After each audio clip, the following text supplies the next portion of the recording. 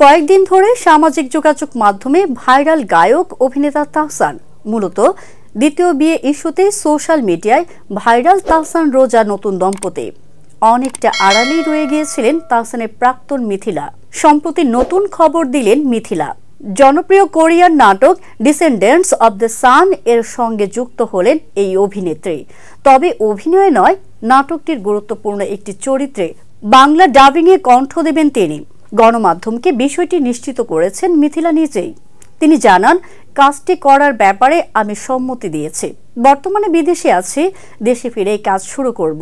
Descendants of the sun নাটকটি দুর্দান্ত গল্পের পাশাপাশি সং জং কি এবং সং কিও চরিত্রের অবিশ্বাস্য রসায়নের মাধ্যমে দর্শকের মনে অন্যরকম জায়গা করে নিয়েছে। নাটকের বাংলা ডাবিংয়ের দায়িত্ব নিয়েছেন খালিদ হোসেন অভি, যিনি এর আগে রিপ্লাই 1988, লিজেন্ড অব দ্য বুলসে এবং মিস্টার কুইন এর মতো কোরিয়ান ড্রামার বাংলা ডাবিং প্রযোজনা করেছেন। সিরিজের দ্বিতীয় প্রধান চরিত্র ডক্টর ইয়ন মিয়ং জু চরিত্রে বাচিক অভিনয় করবেন মিথিলা। এক ফেসবুক স্ট্যাটাসেও বিষয়টি নিশ্চিত করেছেন অভি।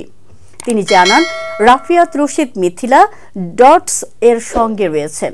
তিনি ডিসেন্ডেন্টস অব দ্য সান এর বহুল প্রত্যাশিত বাংলা ডাবে উগ্র এবং শক্তিশালী ডক্টর ইয়ন মিয়ং জু চরিত্রে কণ্ঠ দেবেন।